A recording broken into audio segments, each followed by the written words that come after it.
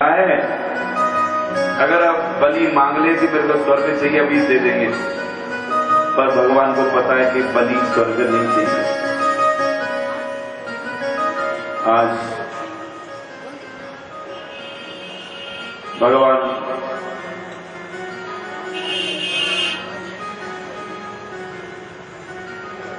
बलि के ऊपर बोलते हुए बोलते हैं तुम सतर लोक में चले जाओ।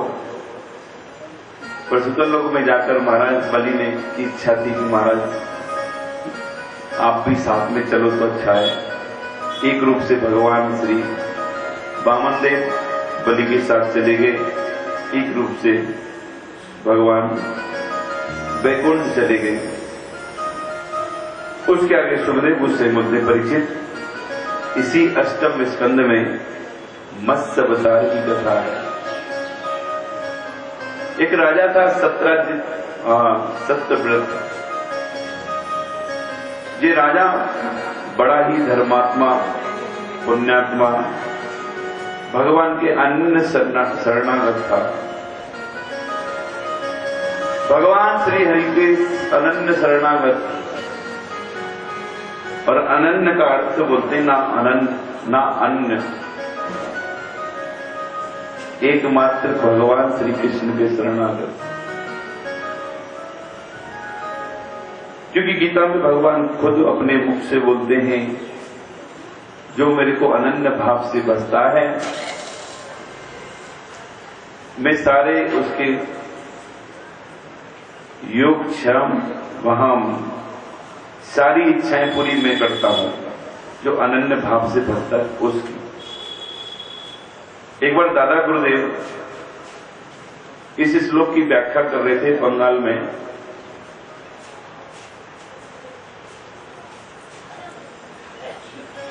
सभा लगी हुई थी, सभा के बीच में एक सज्जन खड़ा हुआ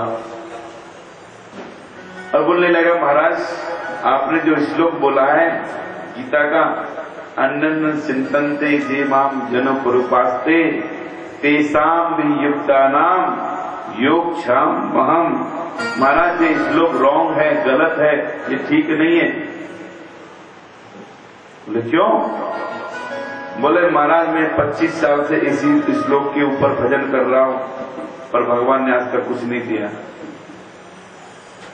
दादा गुरुदेव ने बोला ठीक है इसका उत्तर मैं तुमको बाद में दूंगा, सभा के बीच में नहीं दे सकता हूं, तुम कमरे में मिलना। सभा के बीच में जो बोलना था दादा गुरुदेव ने बोला, पर जो व्यक्ति खड़े पे पूछा कि महाराज जी श्लोक के बारे में, वो दादा गुरु से बाद में मिला तो दादा गुरुदेव का स्वभाव बहुत सरल था। कोई भी मिल सकता है, कभी भी मिल सकता है, कोई रुकावट नहीं। वही चीज मैं अपने गुरुदेव को देखता हूं, जब मर्जी चले जाओ, घुसे चले जाओ। दादा गुरुदेव से मिले, दादा गुरुदेव ने उससे पहले पूछा आप जो अनन्य चिंतन जन पुरुपास्ते जो श्लोक है उसकी इसके बारे में जानते हो? ठीक, क्या बोलते भगवान? आप पहले अपनी दिनचर्या बोलो। दादा गुरुदेव ने उस व्यक्ति से पूछा पहले बताओ तो सही आप कैसे भजन करते हो। अब ध्यान देना वो बंदा क्या बोल रहा है। बोला गुरुदेव मैं सुबह ठीक 4 बजे उठ जाता हूं और 4 बजे उठकर सबसे पहले 2 माला गणेश जी की करता हूं, फिर 2 माला माता लक्ष्मी की करता हूं क्योंकि लक्ष्मी धन देगी, गणेश जी से पूजा शुरू होती है। 2 माला सरस्वती की करता हूं, विद्या देती है। 2 माला भैरव बाबा की, 2 माला शिव जी की, 2 माला हनुमान जी की, 2 माला महाराज भगवान कृष्ण की, 2 माला राम की, 2 माला महाराज 33 करोड़ की 12 बजा दिए उसने 2 माला करके। बोला हरे कृष्णा। दादा गुरुदेव ने बोला बढ़िया, इसलिए तो तुमको इस श्लोक के ऊपर डाउट है। दोनों वास्तविक इस श्लोक का अर्थ समझ ही नहीं पाया, इसलिए सब गड़बड़ हो गया। क्या मतलब गुरुदेव? भगवान अपने मुख से सीधा बोल रहे हैं कि जो अनन्य भाव, ना अन्य बराबर एक, सारे देवताओं को ना पूछ के केवल मात्र मेरी पूजा जो करता है, मैं उसकी सारी इच्छा पूरी करता हूं, ना कि सारे देवताओं को मानता है। वो तो वो वाला हिसाब हो गया हमारा, 2 नाव में पांव रखने वाला, वो काम नहीं होगा। तो गुरुदेव क्या करना पड़ेगा? बोले तुमको सारा कुछ छोड़कर एकमात्र कृष्ण के शरणागत होना पड़ेगा। जब तुम श्री कृष्ण के शरणागत होंगे तो वो तुम्हारी सारी गारंटी लेगा। उसने ठेका नहीं लिया है कि तुम जिस चीज को बसता रहेगा वो तुम्हारा इच्छा पूरी करेगा, नहीं करेगा। बोलो हरे कृष्णा। कुछ लोग का मत है गौड़िया वैष्णव जो होते हैं वो बस कृष्ण ही कृष्ण, कृष्ण ही कृष्ण करते रहते हैं और कुछ जानते भी नहीं, मानते भी नहीं और न ही बोलते हैं। पर गौड़िया वैष्णव का मत नहीं है कि सारे शास्त्रों की नीति और गूढ़ सिद्धांत है। अब भगवान कृष्ण खुद बोल रहे हैं गीता में, गीता पढ़ लो, जो गीता पढ़ लेगा वो पक्का कृष्ण भक्त बन जाएगा। महाराज भगवान श्री कृष्ण ने खुद बोला है कि गौड़िया वैष्णव के बोलने से नहीं होगा। पर ये तो अपना अपना मत है, हम लोग बोलने से भी नहीं मानेंगे कोई, क्योंकि हमारी इतनी ऊंची पहुंच नहीं हम उसको चीज को ग्रहण कर सके। पर कहने का मतलब है आज अनन्य भाव से आप भगवान शिव जी की करो, उसमें भी अनन्य भाव लगेगा। चाहे माता पार्वती की करो, उसमें भी अनन्य भाव करना पड़ेगा तो उसकी कृपा मिलेगी। आप बोले नहीं मैं माता को भी मानूंगी, पिता को भी मानूंगी, मैं गणेश जी को भी मानूंगी, तब भी गड़बड़ हो जाएगा। किसी भी एक देवता को आप मानोगे तो उसकी कृपा मिल सकती है। करना पड़ेगा अनन्य भाव। सब देवताओं को मानने जाओगे तो कोई भी नहीं मानेगा आपसे। किसी एक को पकड़ो, उसकी कृपा मिल जाएगी। और पाई है लोगों ने।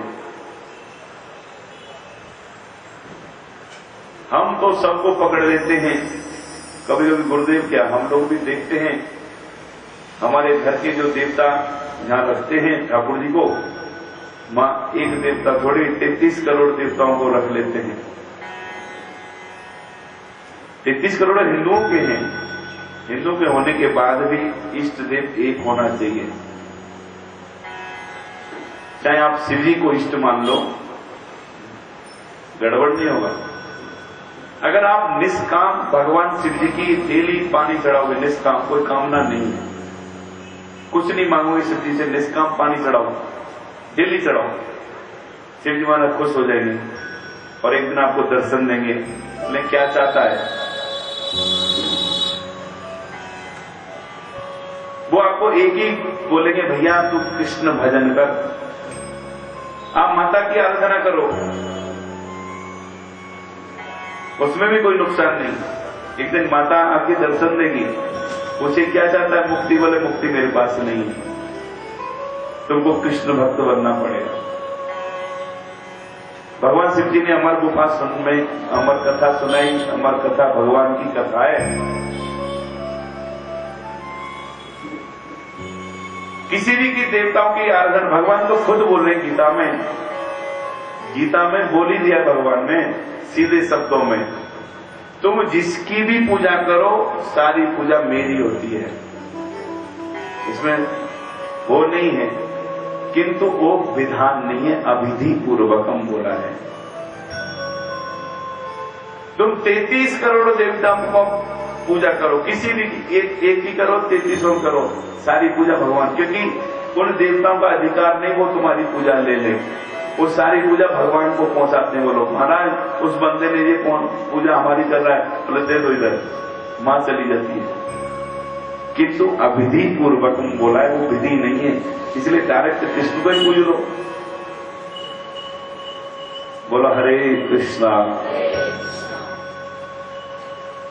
ये तो हमारे हिंदू संस्कृत की महानता है कि चलो एक में मन नहीं लग रहा तो दूसरे में लगा, दूसरे में नहीं लग रहा तो तीसरे में लगा, तीसरे में नहीं लगा तो चौथे में लगा तो सही। कहीं कहीं तो एक ही देवता है, मन लगे तो लगाओ, ना लगे तो लगाओ। और हमारे हिंदू में तो 33 करोड़ देवता है, कहीं ना कहीं तो लगाओ, पर कोई तो कभी कभी तो हम लोग लगाते ही नहीं। लगाना चाहिए, भक्ति के लिए समय देना चाहिए। बोलो हरे कृष्णा। आज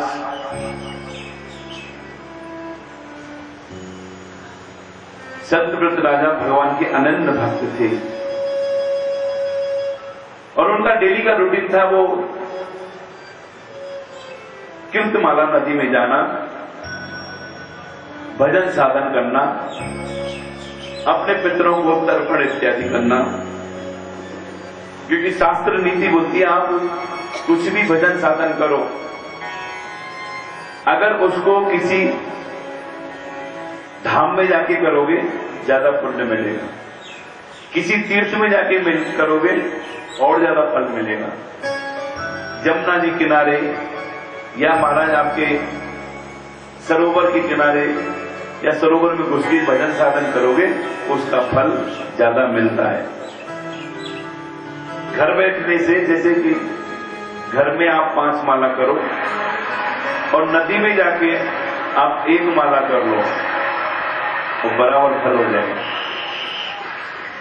धाम में जाके आप घर में 100 माला करो और धाम में जाके आप 10 माला कर लो, बराबर फल मिल जाएगा। कहने का मतलब है सिद्ध स्थान में भजन करने से ज्यादा ताकत मिलती है, ज्यादा पावर आती है। बोलो हरे कृष्णा।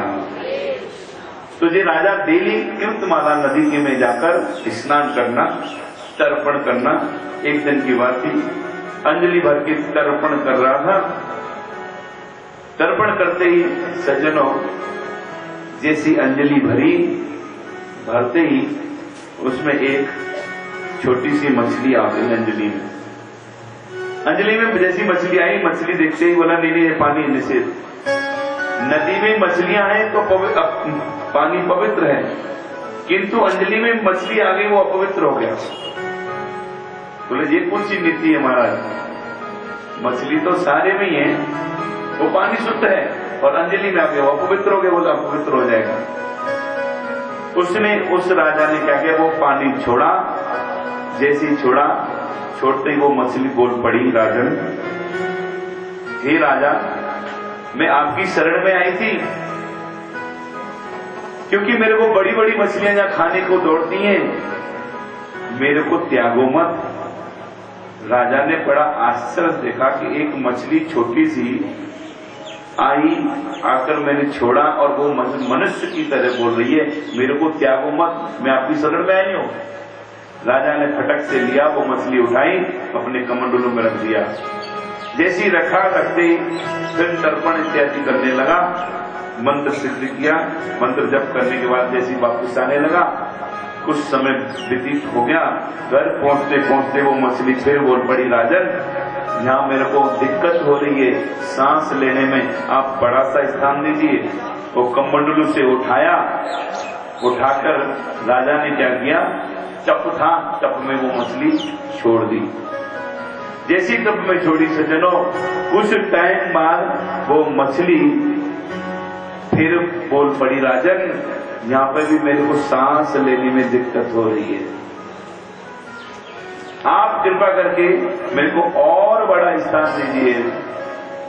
राजा हैरान हो गया, मछली तो बहुत सारी सुनी देखी, पर एक तो मनुष्य की तरह बोलने वाली मछली पहली बार सुन रहा हूं। दूसरी बार वो मिनट सेकंड घंटों में वो बढ़ रही है, विशाल आकृतिवादी हो गई। फिर तो राजा के दरबार में सरोवर था, उस सरोवर में मछली को छोड़ दिया। कुछ घंटों में फिर वो मछली बोल पड़ी, राजन यहाँ पर भी मेरे को सांस लेने में दिक्कत हो रही है, बड़ा सा जगह दीजिए।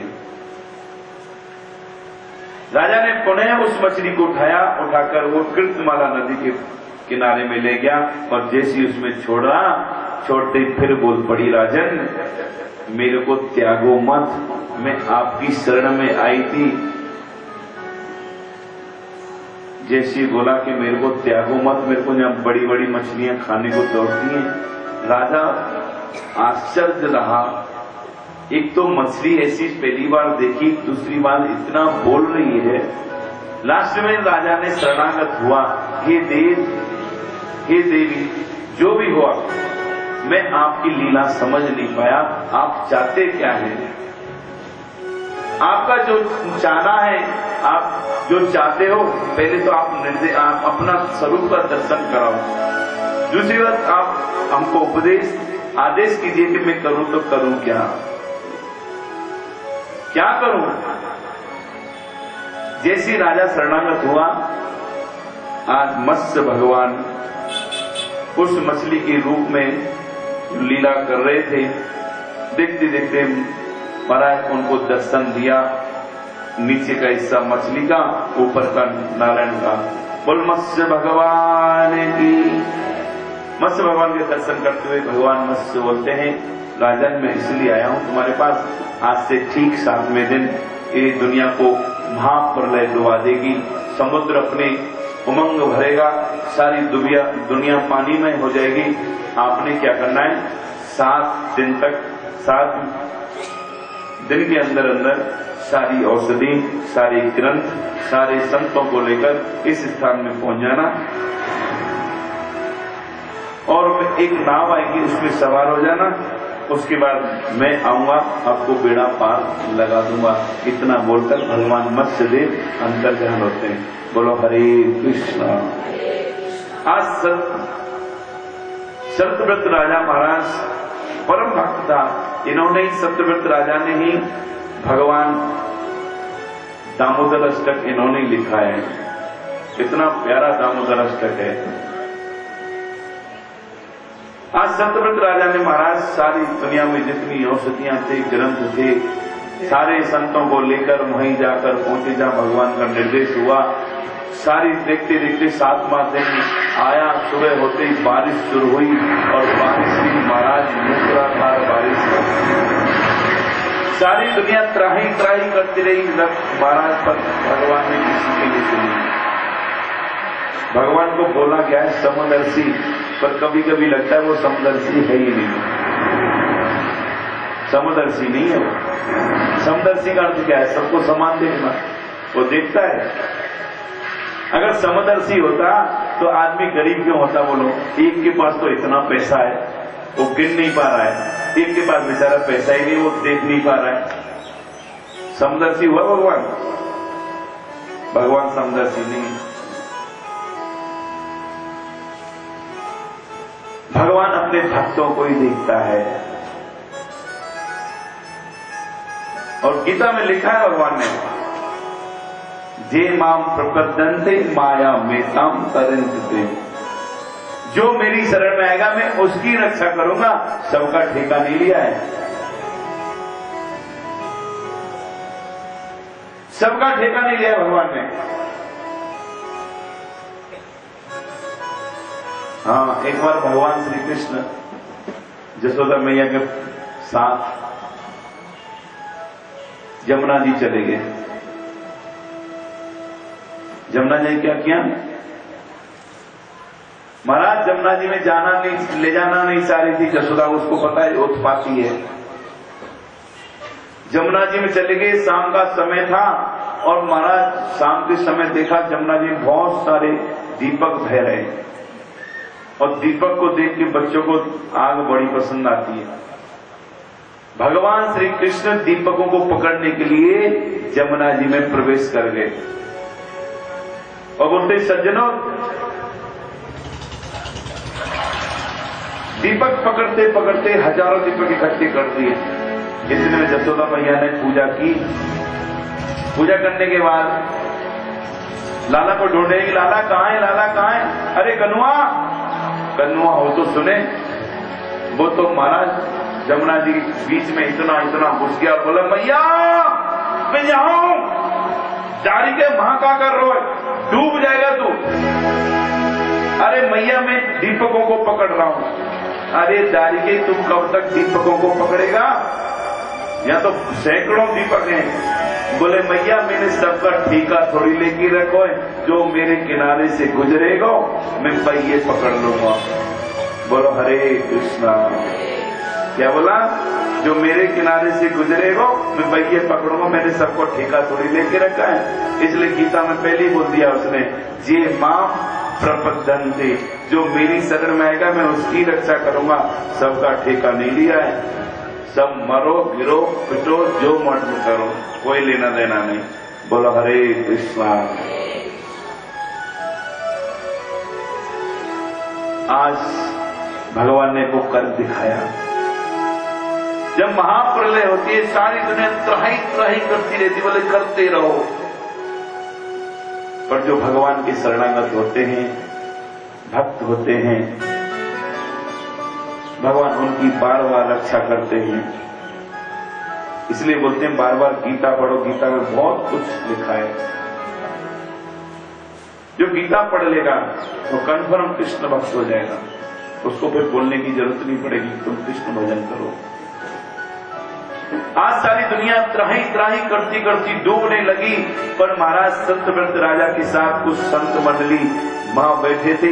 नाव आई, नाव में सब सवार हो गए।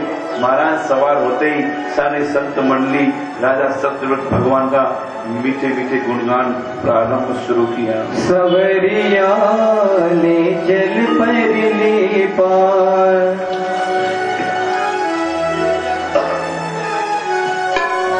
सवरिया ले जल परले पार, सवरिया ले जल परले पार, सवरिया ले जल परले पार।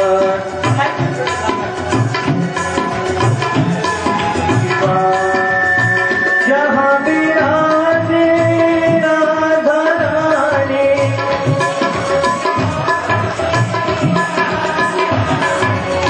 हर मेरी सरकार, सवरिया ले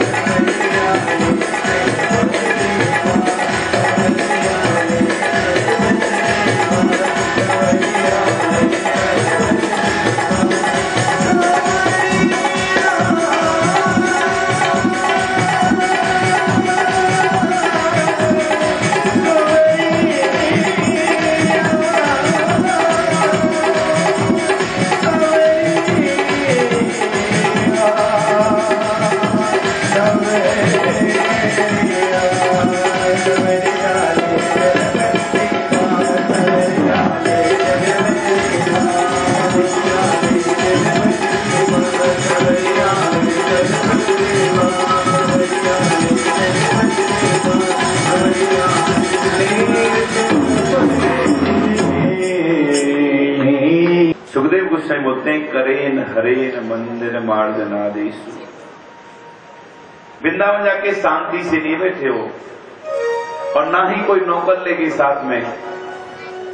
इस पृथ्वी के एक छत्र सम्राट थे, सब कुछ हो सकता था, पर वृंदावन जाकर महाराज कोई ना नौकर न चाकर, खुद गए, खुद जाके क्या किया, अपने हाथ से भगवान के मंदिर साफ करते थे। मंदिर साफ करना, मंदिर को झाड़ू लगाना, पोछा लगाना, बड़ा 10 इंद्रियों से भगवान की सेवा करते थे। हाथों से भगवान के सुंदर सुंदर हार बनाना, हार पहनाना, अपने हाथ से भगवान के लिए बढ़िया बढ़िया पकवान बनाना। ये नहीं दुकान से ले आओ, काम खत्म करो। महाराज जो भक्त होगा वो दुकान का नहीं, बोले दुकान में पता नहीं कैसे बनाते, क्योंकि दुकान में शुद्धता नहीं है, कभी देखना। और जो देख लेगा बनते हुए वो खाने की इच्छा ही छोड़ देगा। बोले चाहे मिठाई की दुकान हो, चाहे दूसरी दुकान हो, मैं बीड़ी फूंक रहा है उसी हाथ से। अब बोलो कैसे भोग लगाओगे? हो सके अपने हाथ से बनाना चाहिए। ज्यादातर हाथ से बनाओगे, एक तो उसमें 2 फायदा है। एक तो जो 100 रुपए की चीजें 50 रुपए में तैयार हो जाएगी, पहली बात। दूसरी बात, अरे मैंने भगवान के लिए बनाना है, माइंड में क्या होगा, भगवान को भोग लगाना है, बढ़िया से बढ़िया बनाना है। आज ऐसे नहीं ऐसे बनाना है, आज ऐसे नहीं ऐसे करना है। वो माइंड में बस भगवान भगवान करते हुए बनाओगे, उसमें अपने आप ही टेस्ट हो जाएगा। दुकान में तो वो होता है बस पैसे कमाने, चाहे खाके कोई बीमार हो, चाहे मरे, कोई लेना देना थोड़ी। आज अमरीश महाराज अपने हाथ से बनाते थे रसोई, सुंदर रसोई। 56 भोग 36 व्यंजन बना के भोग लगाते थे, क्योंकि पैसे कमी नहीं। राजा आदमी है, वो भी पूरी पृथ्वी का राजा। बड़े खुश होते थे। समय मिलता तो अपने हाथ से भगवान के कपड़े सिलना, और समय मिलना तो बगीचे लगाना, समय मिलना तो महाराज भगवान के जो काम मिलना वो करना। पैरों से भगवान की सेवा करते थे, भगवान के मंदिर की परिक्रमा लगाना, क्योंकि हर इंद्री से भगवत सेवा, हाथों से भगवान की सेवा, नाक से भी सेवा करते थे। तो नाक से क्या सेवा होती है महाराज? बोले नाक से भी सेवा होती है। बोले क्या? भगवान के ऊपर जो चढ़े फूल तुलसी है उनको सूंघना। ये नहीं बाजार से उठाया फूल तोड़ ली के सूंघ लिया। सेवा नाक से भी होती है। कान से भगवान की भगवत कथा सुनना, मुख से भगवान के गुणगान करना, जीवा से महाराज भगवान का प्रसाद चखना, और कुछ नहीं खाना, प्रसाद ही खाना है। ये सब अमरीश महाराज कर रहे थे, सुखदेव गोस्वामी बोलते परीक्षित ये सब करते हुए ये भगवान की एकादशी व्रत प्यार से करते थे। बोलो हरे कृष्णा। एकादशी में लापरवाही नहीं करते थे, बड़े प्यार और श्रद्धा के साथ करते थे। बोलते सुखदेव गोस्वामी परीक्षित ये अमरीश महाराज निर्जल व्रत करते थे सारी एकादशी को, एकदम निर्जल, पानी तक नहीं पीना। बोले कोई काम धाम नहीं होगा? काम धाम सुनाए ना, सुबह से लेकर रात तक भगवान सेवा, और कोई सेवा नहीं, निर्जल व्रत करते थे। पर एक दिन की बात है, उन्होंने निर्जल व्रत किया। व्रत करने के बाद विधान है कि द्वादशी के दिन ब्राह्मण भोजन, संत भोजन होने चाहिए घर में, कुछ दान दक्षिणा करना चाहिए अगर हो सके तो। नहीं होता है तो कोई जरूरत नहीं है कि खिलाना ही पड़ेगा, क्योंकि एक तो शुद्ध ब्राह्मण आज के जमाने में मिलना मुश्किल है, शुद्ध संत भी तो कम से कम सीधा निकाल दो, सीधा मंदिर में दिया हो चलेगा। पर द्वादशी को कम से कम वो भी नहीं कर सकते तो गाय को भगवान को भोग लगाओ, गाय को रोटी दो और भोजन कर लो। पर अम्बरीश महाराज यहाँ वृंदावन में रह रहे थे, रहते रहते इनको चिट्ठी आई, महाराज बहुत दिन हो गए, सालों बीत रही है, अब अपने राजत्व को भी देखो, यहाँ गड़बड़ हो रहा है। अम्बरीश बोला एकादशी आई गई है, कल जैसी एकादशी थी, अब इसको करके ही जाता हूं। अम्बरीश महाराज ने बड़े श्रद्धा और प्यार से एकादशी की, निर्जल किया। द्वादशी के दिन सारे ब्रजवासियों को बुलाया, ब्राह्मण बुलाए, संत बुलाए और खूब चकाचक पकवान बना के उनको भगवान को भोग लगाकर उनको भंडारा किया, खूब दान दक्षिणा दी। देने के पश्चात कल मैं बोल रहा था कि पारण का समय होता है, उस पारण के समय ही आपको पारण करना पड़ेगा। पारण मतलब व्रत को समाप्त, विश्राम देना पड़ेगा। आज महाराज जैसे भोजन करने बैठे, भोजन करेंगे, इतने में दुर्वासा ऋषि आ गया। और ये दुर्वासा ऋषि बड़ा घुसेला ऋषि है, प्रचंड देवता। महाराज अम्बरीश महाराज ने बोला आओ भगवान, अब दर्शन हो गए, घर बैठे संतों के, आइए बैठिए, भोजन कीजिए। बोले अम्बरीश क्या बताऊं, मेरा कुछ योग साधन है बाकी रह गया है। तो गुरुदेव ज्यादा देरी मत करना, जल्दी आना, पारण समय निकल रहा है। अम्बरीश दुर्वासा बोलते बस अम्बरीश गया कि आया। पर महाराज वो नहाने उतरे, जमुना जी में नहाए पहले, तो नहाने के पश्चात योग साधना में बैठे। और योग साधना बताइए, अगर एक एक आसन करोगे कम से कम 20-25 मिनट दोगे तो वो बेनिफिट देगा। अब 1-2 मिनट में बेनिफिट नहीं मिलेगा। और योग करना शुरू कर दिया। कभी महाराज कपाल भाती, कभी भस्त्रिका, कभी अनुलोम विलोम, कभी महाराज शीर्षासन, कभी भुजंग आसन, कभी महाराज सब आसन, कौन कौन से आसन हैं आज किया है। आज योग दिवस था, किया हुआ 2 मिनट कर लेते हैं, बस छोड़ो क्या करना। महाराज योग शरीर को ठीक जरूर करता है पर वो भक्ति नहीं देता है योग। आप बोले भक्ति मिल जाएगी, 2 घंटे लगा देते हैं, शरीर ठीक हो सकता है, इसमें कोई दो राय नहीं है। आज अम्बरीश महाराज योग साधना में बैठे, इधर क्या हुआ, दुर्वासा का वो समय निकलने लगा। दुर्वासा परेशान हो गया, विचलित हो गया, क्या करूं, कहां जाऊं। उन्होंने फटाफट पंडितों से बोला महाराज, पंडित जी आप बताओ क्या उपाय है।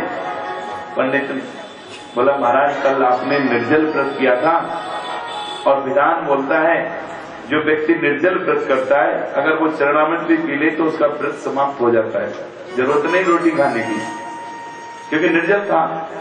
आप ऐसा कीजिए, आपको अतिथि की चिंता है तो चरणामृत पी लीजिए और अतिथि का नियम भी निभ जाएगा और आपका व्रत भी समाप्त हो जाएगा। आज अम्बरीश महाराज ने पंडितों को कहने के बाद ही चरणामृत पिया। जैसे चरणामृत पिया और पीते ही महाराज को दुर्वासा को मालूम पड़ गया। बोलो हरे कृष्णा। जैसे दुर्वासा को मालूम पड़ा, पढ़ते ही दुर्वासा को गुस्सा आया कि ये अम्बरीश को बहुत अभिमान हो गया है, बड़ा ज्यादा अभिमान हो गया है, अपने आप को बड़ा सिद्ध समझता है, मैं इसको छोड़ूंगा नहीं। और बोलते हैं सज्जनों, उसने अपनी एक जटा उखाड़ी और पृथ्वी में दे मारी। देते ही उसमें से एक कृत्या पैदा हुई।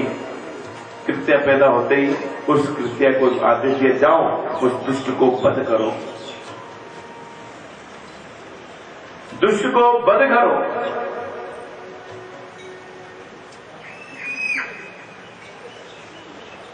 बोलो हरे कृष्णा।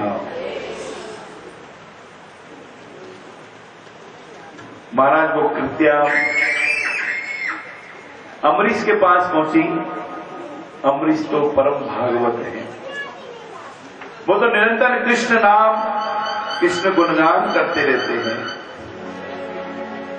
उन्होंने जब देखा कि अब मर जाना ही है, क्यों देरी करनी, उनकी जीवा में तो कृष्ण नाम उच्चारण हो ही रहा था।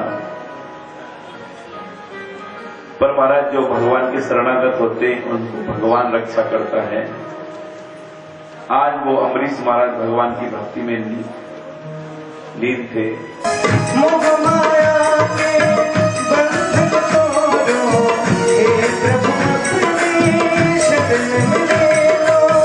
मोह माया के बंधन तोड़ो,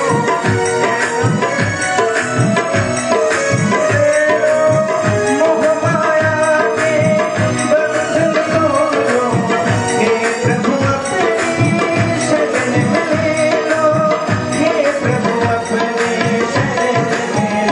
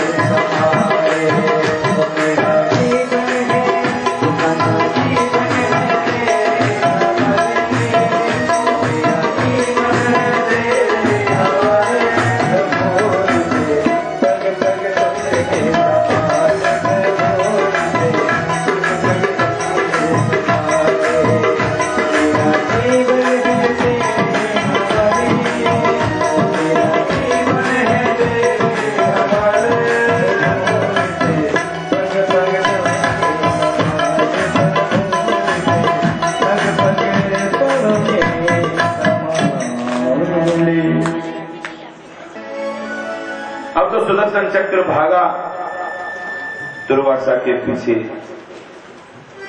दुर्वासा आगे आगे, सुदर्शन चक्र पीछे पीछे। महाराज दुर्वासा भागते भागते अपने प्राणों की रक्षा के लिए शिवलोक पहुंचा। शिवलोक जाते हुए भगवान भोलेनाथ से बोलने लगा, हे भोलेनाथ, हे देवादिदेव, आप तो भोले बाबा है, मेरी रक्षा करो। बोले मैं तेरी रक्षा नहीं कर सकता हूं। बोले क्यों? क्योंकि ये सुदर्शन चक्र से मेरे को पता है, एक बार पंगा लिया था, मेरी कैलाश नगरी को जला दिया, इसलिए मैं डरता हूं, मैं इससे पंगा नहीं ले सकता हूं। अगर बचना चाह रहा है तो आगे देखिए रास्ता। दुर्वासा वहां से भागा, ब्रह्मा के पास भागा। ब्रह्मा ने भी मना कर दिया, भैया मैं नहीं रक्षा कर सकता।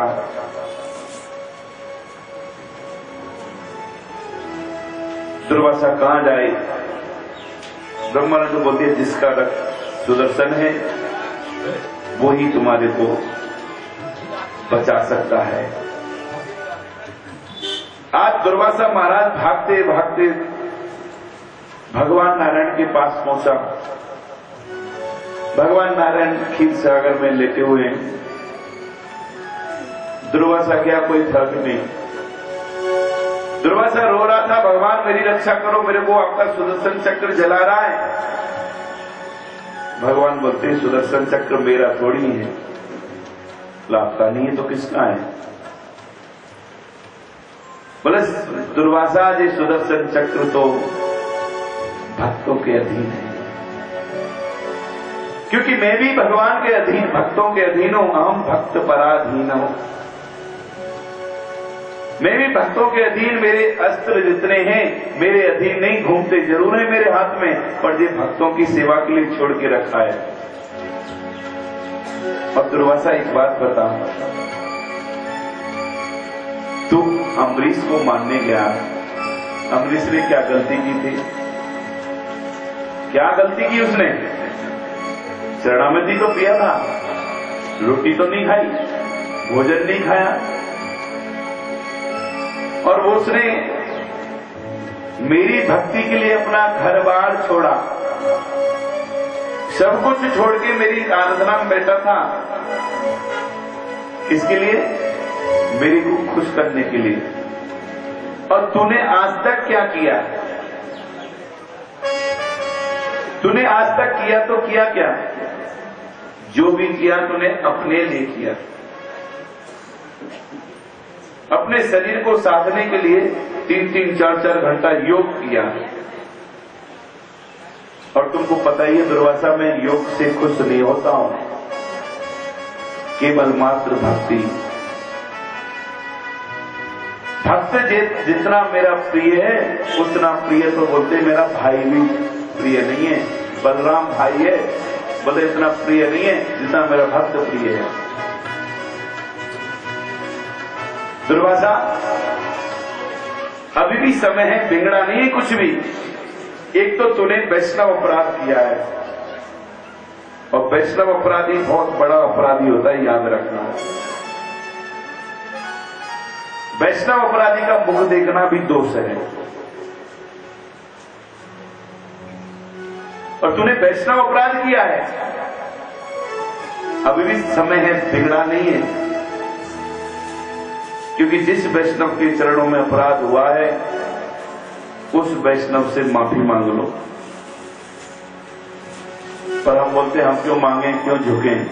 मत झुके तो मरो। महाराज, आज अम्बरीश महाराज परम भागवत, परम वैष्णव, भगवान के अनन्य भक्त, भगवान का भजन कीर्तन कर रहे थे, समय निकाल रहे थे। पर भगवान नारायण ने बोला अम्बरीश के पास चले जा, अगर बचना चाहता है, नहीं तो ये सुदर्शन चक्र छोड़ेगा नहीं, मैं नहीं बचा सकता इससे। और आज अम्बरीश वापिस आया, दुर्वासा वापिस आने लगे, क्योंकि शास्त्र नीति बोलती है कि महाराज जहां तुम्हारा कांटा लगाए वहीं से निकलेगा। आप बोले नहीं नहीं, कांटा पैर में लगाए सिर को खोदने से निकल जाएगा, कभी नहीं। दुर्वासा ने ऐसे ही सोचा, अम्बरीश को तो मारने दौड़ा, महाराज रक्षा लेने गया भगवान विष्णु के पास, बोले मैं तेरी रक्षा नहीं कर सकता हूं। पर वापिस जब पुनः आया, पर भक्त जो होते हैं वो प्रतिशोध नहीं रखते हैं, प्रतिशोध की इच्छा नहीं होती है भक्तों को। अम्बरीश महाराज तो महाराज जब से दुर्वासा घर से गया है तब से ही भगवान से प्रार्थना किए जा रहे हैं, हे भगवान अगर मेरे भजन साधना से आप खुश हैं, उस ब्राह्मण को वापस भेजो, मैंने उसको भोजन कराना है,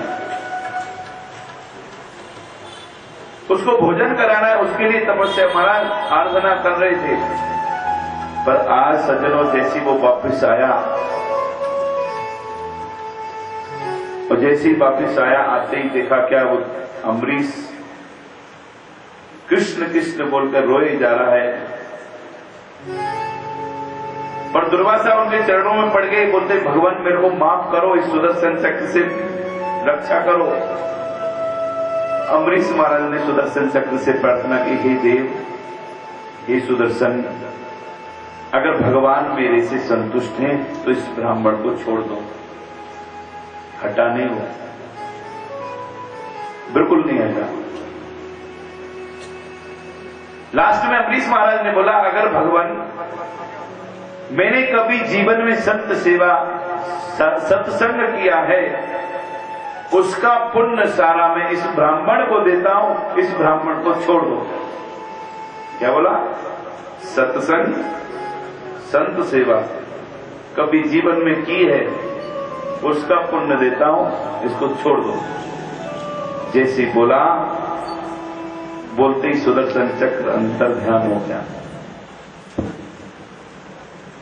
जैसे ही सुदर्शन अंतर ध्यान हुआ, वो तो पानी पानी हो गया। क्या बात है, भगवान शिव नहीं बचा सका, भगवान ब्रह्मा नहीं बचा सके, नारायण खुद ने मना कर दिया, आज मेरी रक्षा की तो इन्होंने की। अब तो अम्बरीश से बोलने लगे दुर्वासा, अम्बरीश मैं आपके चरणों की धूल चाहता हूं। पर अम्बरीश बोलता है, महाराज नहीं, आइए भोजन कीजिए। पर जब दुर्वासा को मालूम पड़ा कि ये अम्बरीश जब से मैं गया हूं तब से भूखा प्यासा बैठा है, कि ब्राह्मण भूखा गया है घर से, जब सुना तो समझ में आया, ओहो भगवान के भक्तों में ताकत कितनी है, कितनी दयालु है। महाराज अब तो महाराज अम्बरीश महाराज ने उनको भोजन कराया, पर भोजन नहीं, आज तो बोल रहे हैं दुर्वासा आज आपका झूठा प्रसाद चाहिए। पर अम्बरीश ने उनका आदर सम्मान करते उनको भोजन कराया। कराने के पश्चात सुखदेव गोस्वामी बोलते, परीक्षित आज दुर्वासा को मालूम पड़ पाया कि भगवान की भक्ति में ताकत कितनी है। अगर भक्ति करोगे सज्जनों, भगवान तुम्हारे अधीन रहेगा। वो भगवान जो है भक्तों के ही अधीन रहता है। भक्तों से भक्त जो बोलते हैं भगवान वैसा कर देता है। भक्त था अर्जुन बोल रहा, आधी रात में बताया केसर वृक्ष जो चलाओ, तैयार हो जाते, वो भूल जाते हैं।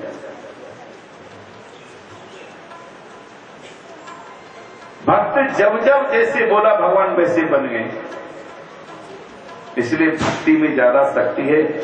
मैं तो सबसे यही प्रार्थना करूंगा, सब लोग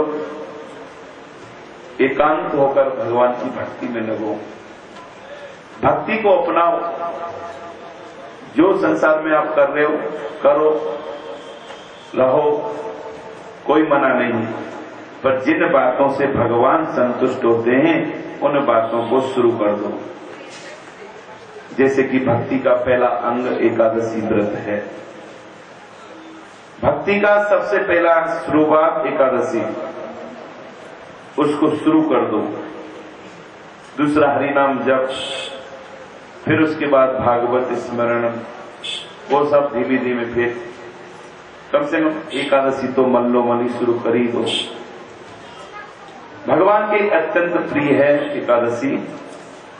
आज दुर्वासा भी समझ पाया कि एकादशी में कितनी ताकत है। भगवान अम्बरीश के अधीन है।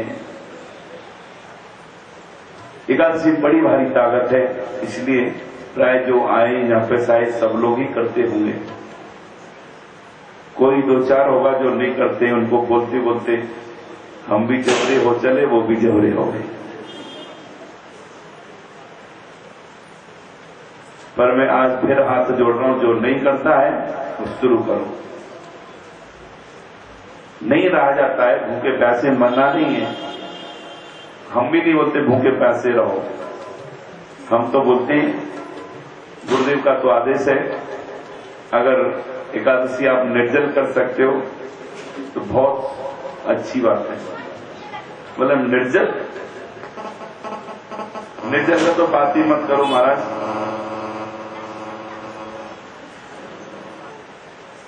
ठीक है, निर्जल नहीं तो फलाहार खाते रहो, एक बार फलाहार कर लो।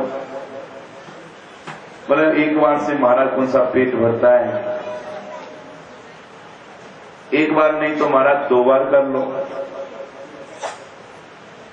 अगर 2 बार में भी बात नहीं बनती है तो 3 बार कर लो। हाँ, थोड़ा थोड़ा खा लो। कितना? थोड़ा थोड़ा।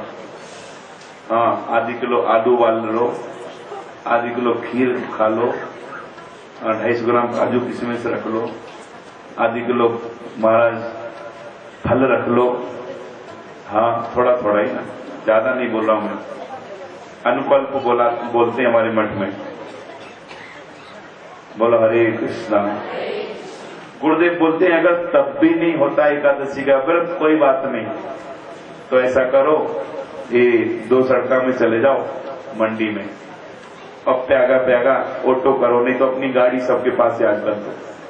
गाड़ी उठाओ और 1 क्रेट केले की और दूध जहां मिलता है 1 क्रेट दूध की ले आओ घर में, और दूध को गर्म कर लो। गर्म नहीं सूट करता है तो कच्चा ही पी लो।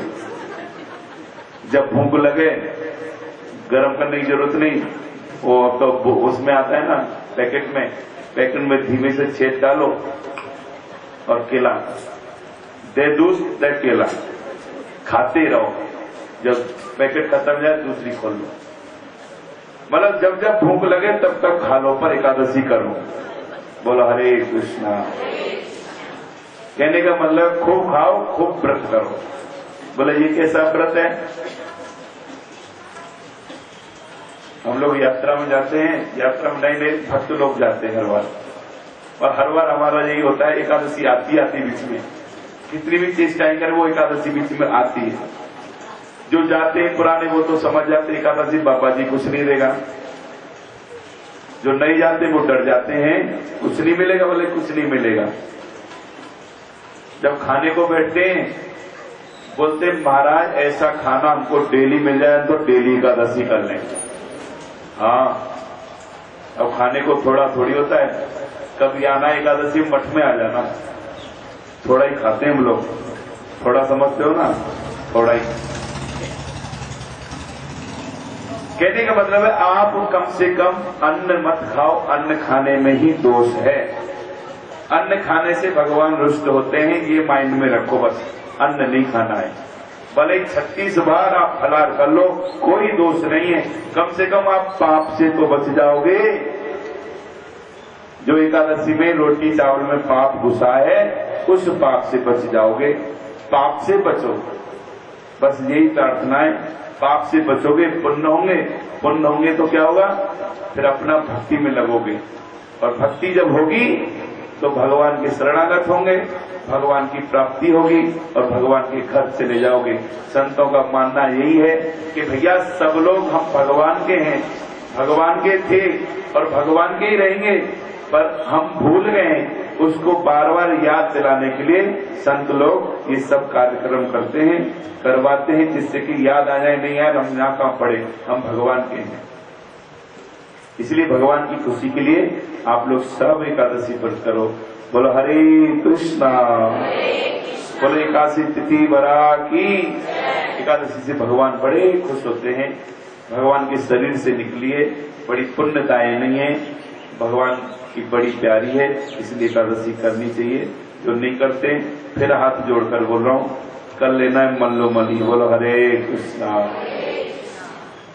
छोड़ो मत, अभी तो शक्ति है शरीर में, कर लोगे। कुछ टाइम के बाद और जबरे हो जाएंगे, फिर कैसे करोगे, फिर होना मुश्किल है ना। इसलिए जब तक ताकत है शरीर में करते रहो।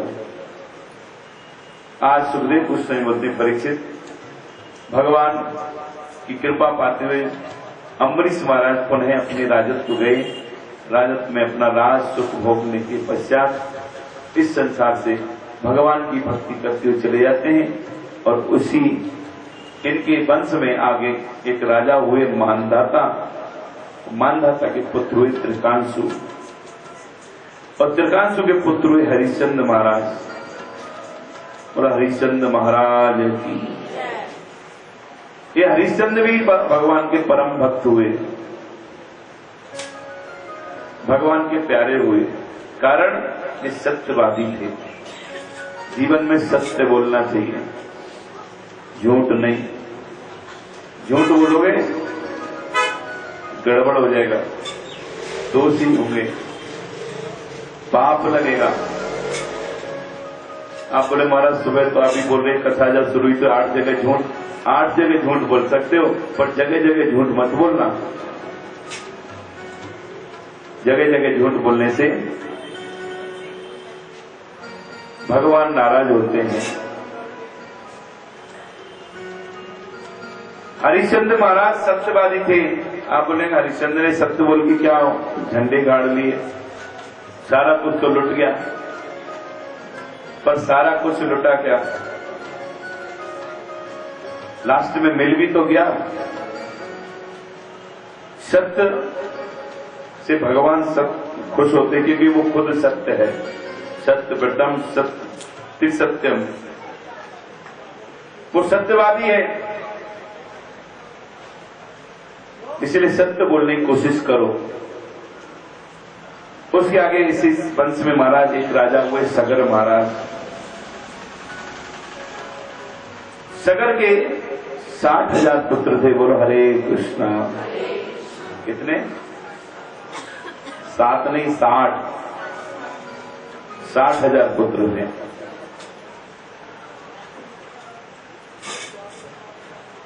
थोड़ी आवाज बढ़ाना, गला खींच रहा है।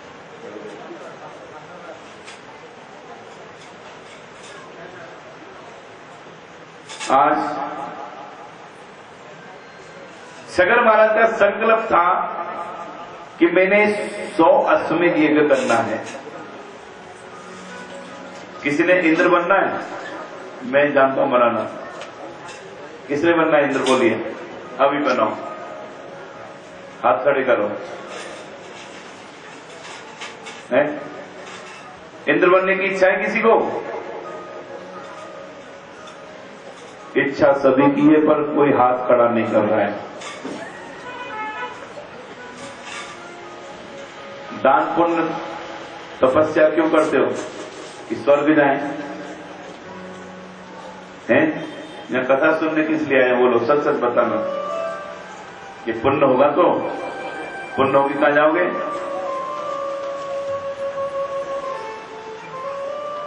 जो पुण्यात्मा होता है वो स्वर्ग जाता है। तो पुण्य अर्जित करने के लिए तो आए हम लोग। एकादशी में पुण्य होता है, स्वर्ग चले जाओगे। अगर ये भी नहीं करना है तो एक उपाय है, सगर महाराज ने जो सोचा है। क्या? अश्वमेध यज्ञ।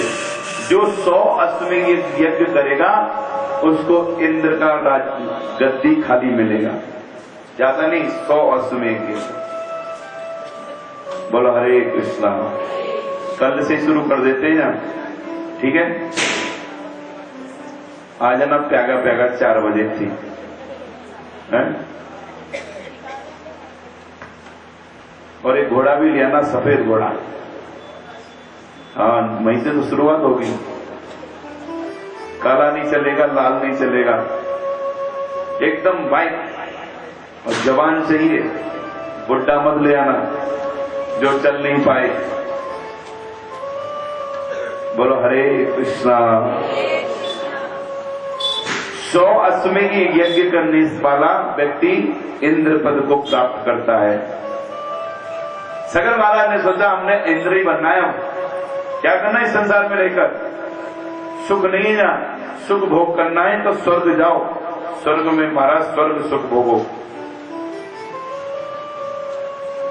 सगर महाराज ने अश्वमेध यज्ञ प्रारंभ किया और बोलते हैं सुखदेव गोस्वामी सज्जनों 99 यज्ञ बड़े मजे से कर दिए, 100वां करना प्रारंभ किया। और आपको पता है ना अश्वमेध यज्ञ कैसे होता है, पता है किसने किया था? राजा रामचंद्र जी ने किया। क्या करना पड़ा उनको? महाराज बेटों के साथ लड़ाई करनी पड़ी।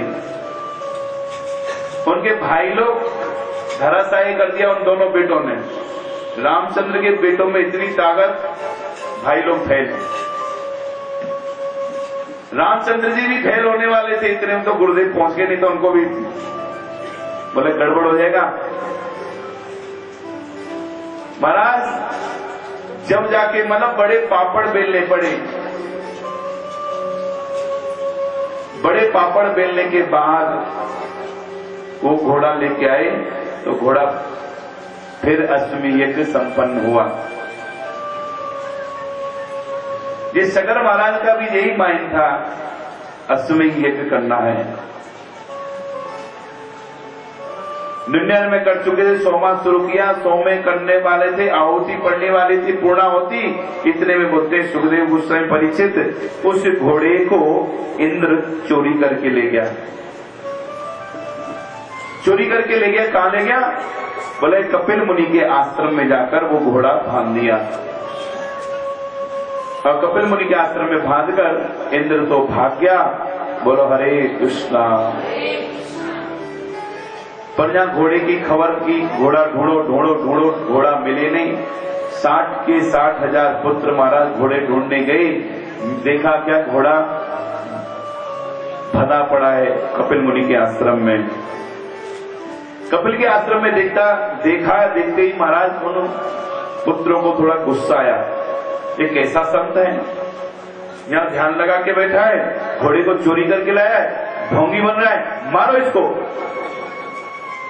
जैसे ही मारने को बोला, महाराज कपिल भगवान की आंखें खुली और 60 के 60,000 लड़के भस्म हो गए, क्योंकि चोरी तो उसने नहीं किया था, संत ने, चोरी तो इंद्र करके गया है।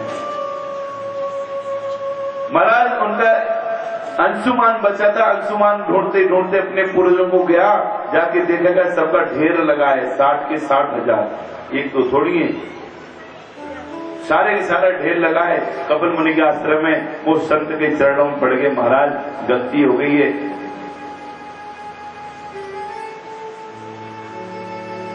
बोले तेरे पूर्वजों ने गड़बड़ किया इसलिए भस्म हो गए। बोले उपाय क्या है इनका सदगति होने के लिए? बोले एक ही उपाय है, क्या? अगर इनको गंगा जी का स्पर्श मिले तो ये उद्धार हो जाएगा। महाराज अंशुमान ने गंगा जी को लाने के लिए तपस्या प्रारंभ की। तपस्या जैसी करने लगे, गंगा जी आई नहीं। अंशुमान का लड़का हुआ दिलीप, दिलीप ने भी कठोर तपस्या की, पर महाराज गंगा जी प्रसन्न नहीं हुई। दिलीप का लड़का हुआ भागीरथ, भागीरथ ने इतना कठोर तपस्या किया सज्जनों, करते करते भागीरथ महाराज गंगा जी ने आके दर्शन दिया और बोला क्या चाहता है? बोले मां मेरे पूर्वजों की दुर्गति हो गई है, मैं उनकी सदगति चाहता हूं। अरे क्या मेरे को मृत्यु लोक में आना पड़े? बोले मैं मृत्यु लोक नहीं आऊंगी, क्योंकि मृत्यु लोक में सारे लोग पापी रहते हैं, कोई कम पापी, कोई छोटा पापी, कोई बड़ा पापी है, सब पापी, हम लोग सब पापी हैं। कुछ पुण्य किया था तो मनुष्य देह मिला है, किसी ने ज्यादा पुण्य किया उसको ज्यादा पैसे वाला बन गया है, कोई और ज्यादा पुण्य किया है तो वो संत बन गया है। ये सब पुण्य और पाप का खेल है, सब पापात्मा है लोग। कोई छोटा पापी कोई बड़ा पापी, क्योंकि इस संसार को सारा कारागार बोला है। और कारागार में कौन रहता है? जेली, कैदी लोग, अपराधी। हम लोग सब अपराधी। क्या अपराध क्या है? भगवान को भूलना ही अपराध है। हम भगवान को भूल गए और हमको कैद में भेज दिया, जा तू भगवान को भूला है, चल जेल में भर्ती हो जा। इसलिए भगवान को मत भूलो। आज महाराज गंगा जी बोलती है, बेटा मैं कैसे आऊं? यहाँ तो सब अपराधी हैं, पापी हैं, कामी हैं, क्रोधी हैं, सब लोग पाप करेंगे और वो में डुबकी लगाएंगे, मैं ये नहीं चाहती हूं। बोले फिर? भागीरथ बोलता है, माता ठीक बोल रही है, हम लोग सब पापी हैं, पर इसी भारत भूमि में महापुरुष लोग पैदा होंगे। भगवान राम भी जन्म लेते हैं, भगवान कृष्ण भी जन्म लेते हैं, तो उनकी संगति मिलेगी मां तो धन्य धन्य हो जाएगी, क्योंकि भक्त संगति से सारे पाप कर्म नष्ट हो जाता है।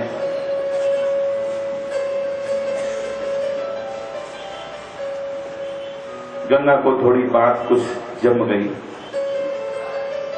उसको लोभ होने लगा, क्योंकि स्वर्ग में तो सब कामी क्रोधी हैं, जितने भी देवते हैं वो भोगी हैं, पर मृत्यु लोक में सब पुण्यात्मा भी हैं, पापात्मा भी हैं, कुछ भजनानंदी भी हैं, कुछ तपस्वी भी हैं, सारी पार्टियां मृत्यु लोक में मिल जाएंगी, पर स्वर्ग में नहीं है। बोले ठीक है मैं आ जाऊंगी, पर तब भी एक समस्या है बेटा। उसको बड़ी समस्या क्या? बोले समस्या ये है कि जब मैं स्वर्ग से उतरूंगी मेरा वेग इतना तेज होगा, अगर मेरे को कोई रोक नहीं पाया तो सीधी रसातल में चली जाऊंगी, तो तुम कुछ उपाय कर। बोले क्या उपाय है मां, तुम ही बता दो। बोले उपाय एक है कि भगवान भोलेनाथ को मना, अगर भोलेनाथ मान जाए तो वो रोक सकते मेरे वेग को। बोलो हरे कृष्णा।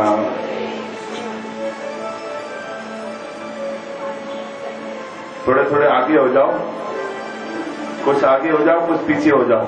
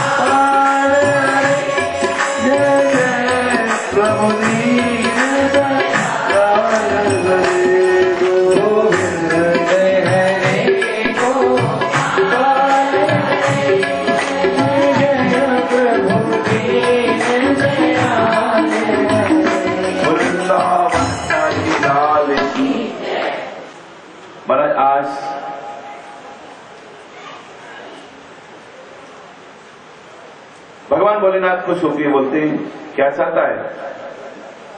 बोले कुछ नहीं चाहिए बाबा, मेरे पूर्वजों की दुर्गति हो गई है, उसके लिए गंगा जी को लाना है, तो गंगा जी का वेग को रोकना है, तो आपको थोड़ी देर खड़ा होना पड़ेगा।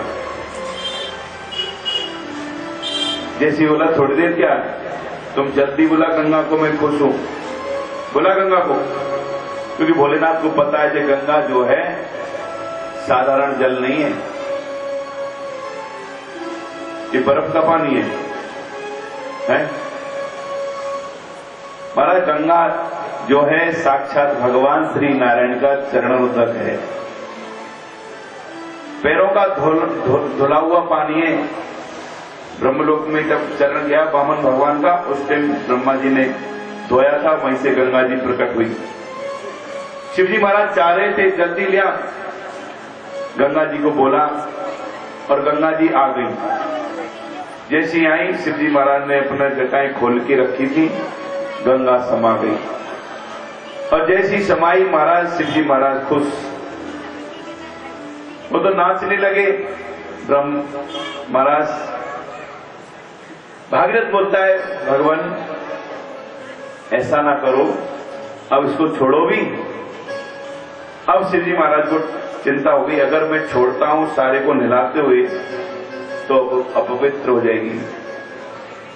उन्होंने शिव जी महाराज ने क्या किया, अपनी एक जटा खोल दी। खोलते ही वो गंगा जी पृथ्वी में आ पहुंची। बोल गंगा मैया की। महाराज गौमुख होते हुए गंगा जी हर की पौड़ी पहुंच गई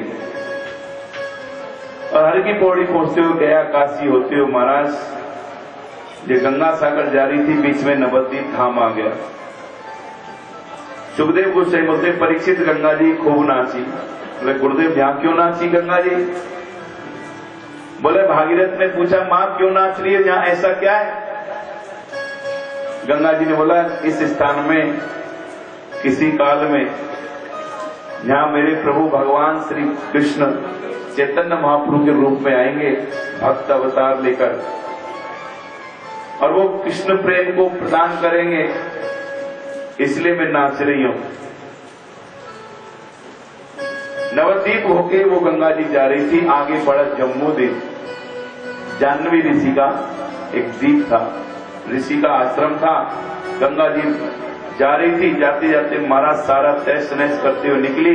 निकलते गंगा जी आगे बढ़ी, इतने उस ऋषि की आंखें खुली, देखा महाराज सारी गंगा ने सब कुछ गड़बड़ कर दिया है। जैसी गड़बड़ किया गंगा जी गुस्सा आया उस ऋषि को, सारी गंगा उठाई और ओक लगा के पी के खत्म कर दी। बोलो हरे कृष्णा। गंगा को पी गई।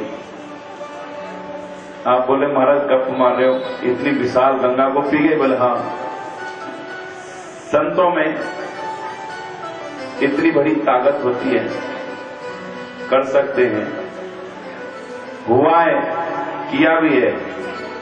आपने कथा सुनी होगी, एक बार ब्रज गोपियों की इच्छा हुई हम दुर्वासा को भोजन करा के आए।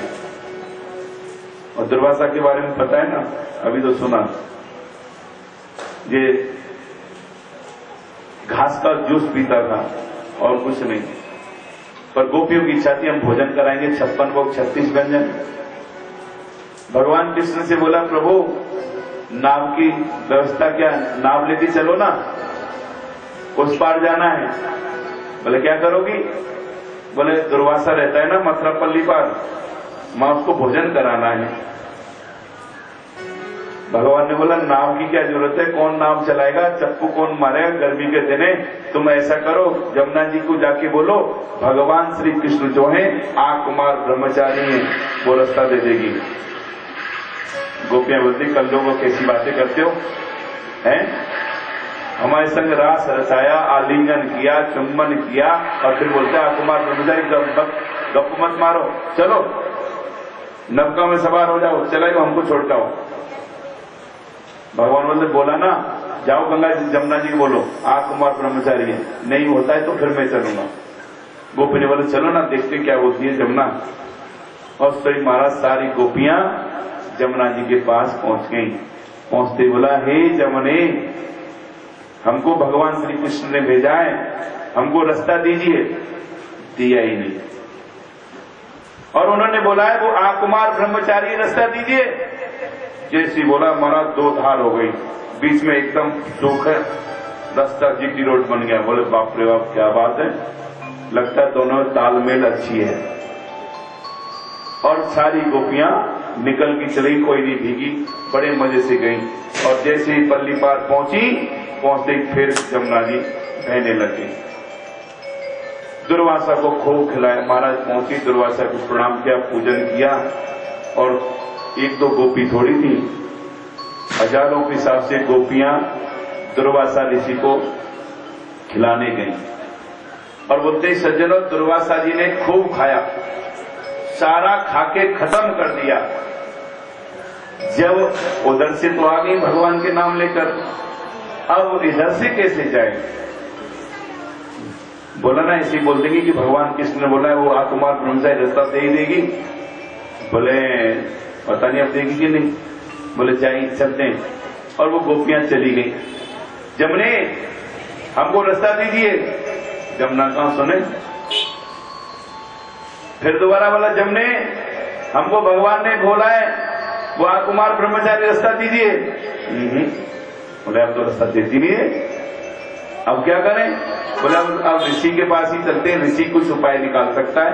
कोई नाव वाला भी तो नहीं है, नाव में बैठ के चले जाए। फिर दुर्वासा ऋषि के पास चली गई। जैसी दुर्वासा के पास पहुंची, बोले अरे देवियों क्या बात है, भगवान हम लोग वापस जाना चाहते। बोले आप तो चली गई थी, लौट के क्यों आई हो? बोले भगवान क्या करें, वो जमुना जी रास्ता नहीं दे रही है। बोले पहले कैसे आई थी? बोले पहले तो जमुना जी ने रास्ता दे दिया था। बोले पहले कैसे दिया था रास्ता? बोले हमने भगवान से बोला था, भगवान तो नाम लेके नहीं आए। भगवान ने बोला बोल देना कि कृष्ण जो है आकुमार ब्रह्मचारी है, वो रास्ता दे देगी। हमने बोला, उसने रास्ता दे दिया। हमने सोचा इधर से भी ऐसी बोलने से दे देगी रास्ता, और इधर से दिया नहीं। ओ ऐसी बात है, कोई बात नहीं। अब जमुना जी को जाके बोलना कि दुर्वासा ध्रुवा का जूस पीता है और कुछ नहीं खाता है। बोलो हरे कृष्णा। क्या बोला कि मात्र ध्रुवा घास का जूस पीता है, कुछ नहीं खाता है। टनों के हिसाब से माल खा गया, बोलता है कुछ नहीं खाता है। हाँ, हजारों गोपियां थी, अब 2-2 किलो भी लाई तो कितना किलो बन गया बोलिए? टनों बना के नहीं। अब जो तो नहीं थे 100-100 ग्राम ले गई। भोजन का मतलब क्या होता है? एक आदमी का अगर एक गोपी भी ले जाती है तो 1-1.5 किलो माल बन जाता है। अब 250 ग्राम एक सब्जी, 250 ग्राम दूसरी सब्जी, 2-4 चपाती, 1 किलो माल खा ही लेता है वरना एक टाइम में। नहीं तो तोल के देख लेना है। हाँ, सबके यहाँ रखा होता है ना वेट करने वाला। अगर उसको नहीं तोलते तो खाने के बाद पहले आप तोल लेना और खाने के बाद फिर चढ़ जाना उस कांटे के ऊपर, पक्का 2 किलो वजन बढ़ जाएगा। हाँ है, 1 किलो भोजन का, 1 किलो पानी का। बोलो हरे कृष्णा। दुर्वासा ने क्या बोला? जा जमुना को बोल दो। गोपियां बोलती बात क्या, अभी हमने इतना टनों के हिसाब से माल खा गया पापा, और बोलता है कुछ नहीं खाया।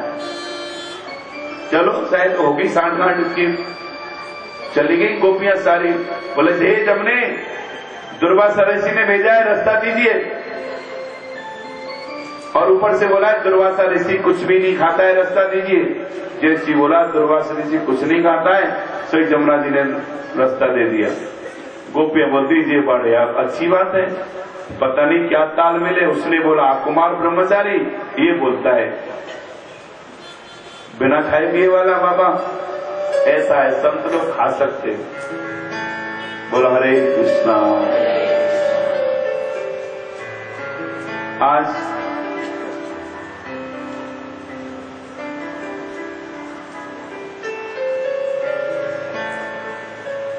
जाह्नवी ऋषि पानी को पी गए सारे।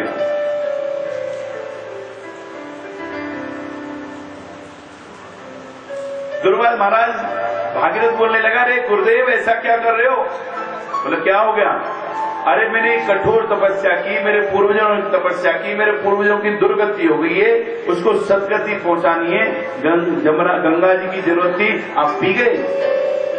बोले गंगा जी मैं तो पी गया।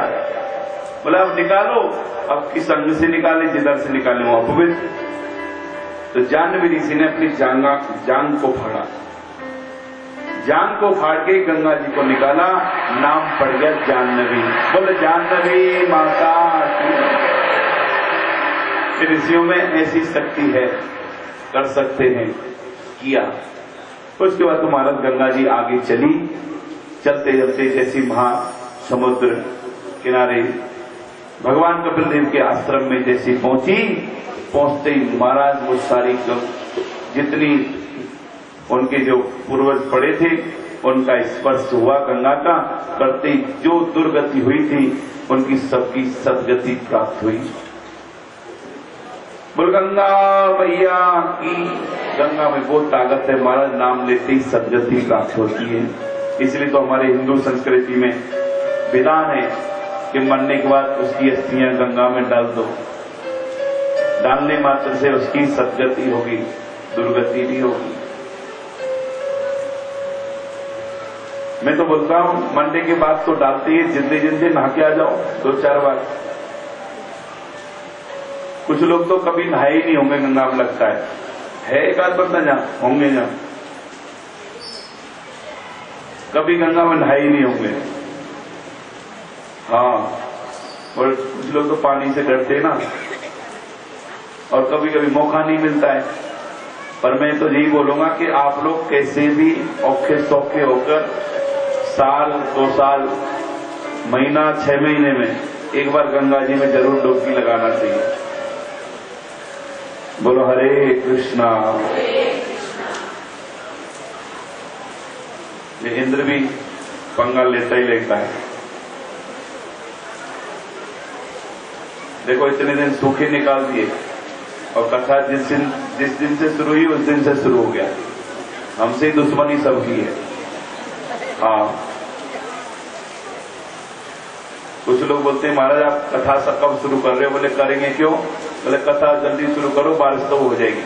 और ऐसा ही होता है, जहां जहां कथा करते वहीं होते बारिश। चलो,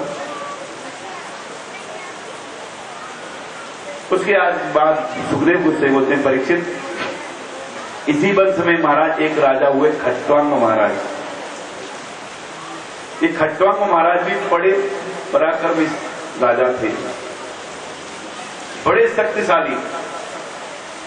सुखदेव गोस्वामी बोलते परीक्षित इतने शक्तिशाली थे कि कभी कभी देवता और दानवों में जब लड़ाई होती थी, देवते जब हारने लगते तो इन खट्वांग महाराज को देवते लोग ले जाते थे अपनी तरफ लड़ाने के लिए। इतने ताकतवर थे। और वो देवताओं की तरफ जब लड़ते तो दानवों को हरा के फिर पुणे आ जाते। एक बार की बात है, इतना घमासान युद्ध हुआ, देवते लोग हारने लगे। देवताओं ने फटाफट खट्वांग महाराज को बुलाया कि महाराज आपकी सख्त जरूरत है, चलिए। और आज खट्वांग महाराज को ले गए और लेके महाराज वहां लड़ाई शुरू हुई। और ऐसी लड़ाई की महाराज खट्वांग महाराज ने, लड़ते लड़ते लड़ते लड़ाते महाराज सारे दैत्यों को भगवान महाराज खट्वांग महाराज ने हरा दिया। जैसी हराया, हराते महाराज देवते बड़े खुश हुए, बड़ी पूजा पाठ किया, बड़ा ठंडा गरम देने लगे कि महाराज मेहनत हुई है।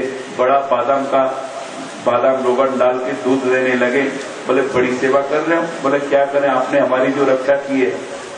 बोले और क्या चाहते हो राजन, आप बोलिए, हम आपको सब कुछ देना चाहते हैं। खट्वांग महाराज ने बोला अरे मरे गिरो, तुम क्या कर सकते हो? बोले आप जो बोलोगे वो कर सकते हैं। बोले ठीक है, हमको अमर बना दो। बोले महाराज जी मत बोलो, बाकी का कुछ भी पूछ लो। बोले जब अमर नहीं बना सकते हो तो क्या करोगे? क्योंकि मैं तो इसलिए अमर बनना चाह रहा था कि तुमको है मरे गिरे, जितना बड़ी फ्रूट जूस पियो चाहे अमृत पियो, तुमने हारना है देवताओं असुरों से। और बार बार हारेंगे फिर मेरे को बुलाएंगे, फिर परेशान करेंगे। इसलिए मैं बोल रहा हूं मेरे को अमर बना के रखोगे तो मैं तुम्हारी सेवा करता रहूंगा, इसलिए मेरे को अमर बना दो। बोले महाराज हम ही अमर नहीं है, हम आपको अमर कैसे बनाएं? बोले अमर अगर नहीं हो तो राजन देवताओं एक काम करो। बोले क्या? कि तुम हमको बता दो हमारी उम्र कितनी है, ये तो बता सकते हो? बोले हाँ ये बता सकते हैं। इतने में तो महाराज बड़ा ज्योतिषी था, उसको बुलाया। बुलाते ही बोलने लगे, ज्योतिषी देखना ये खट्वांग महाराज की उम्र कितनी है? ज्योतिषी ने फटाफट गणना की।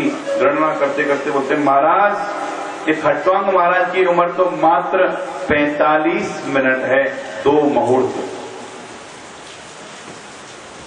महाराज जैसी बोला 45 मिनट, खट्टवांग महाराज ने बाप रे बाप, मात्र मैं 45 मिनट का ही राजा हूं। बोले मात्र, बोले राजन ऐसा कीजिए, मेरे को फटाफट मृत्यु लोक में भेज दीजिए गंगा जी किनारे, क्योंकि मेरे एक तो मेरे पूर्वजों की धराधर है, उसके बाद मैंने वहां साधना करनी है। आज खट्टवांग महाराज जैसे देवताओं को बोला, देवताओं ने बड़ी तीव्र गति से चलने वाले विमान में बैठाया और मिनट सेकंडों में स्वर्ग से मृत्यु लोक में भेज दिया। और खट्टवांग महाराज भगवान का नाम कीर्तन प्रारंभ शुरू कर दिया, क्योंकि नाम कीर्तन से मृत्यु नहीं आती है, उनको कन्फर्म था। अब तो महाराज खट्टवांग महाराज बड़े आनंद के साथ गोविंद मेरो है, गोपाल मेरो है,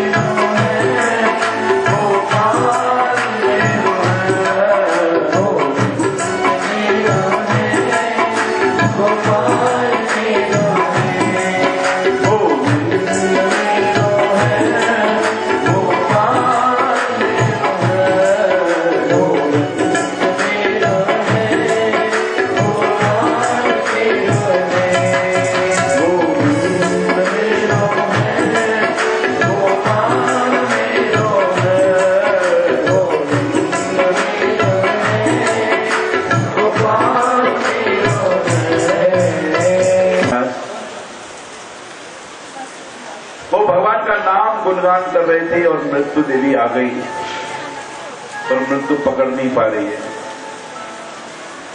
मैं कल भी बोल रहा था, जो भगवान की भक्ति करेगा, भगवान का नाम स्मरण करेगा, कीर्तन करेगा, उसको मृत्यु छू नहीं सकता है, वो मरेगा नहीं। तुम्हारा शरीर तो छोड़ मला, हाँ शरीर जरूर छूटेगा, पर उसको तो मरना बोलते हैं, बोले उसको मरना नहीं बोलते हैं। कुछ कर नहीं पाई, लास्ट में भगवान के दूत आए, जैसी दूत आए उनको विमान में बैठा के भगवान के धाम ले गए। बोलो हरे कृष्णा। इसलिए मल्लो मल्ली बोल दिया करो, जब मौका मिले तब बोल दिया करो। बोलते बोलते क्या पता भगवान कब कृपा कर दे, औखे सौखे होके बोल दिया करो। हाँ बोलो हरे कृष्णा।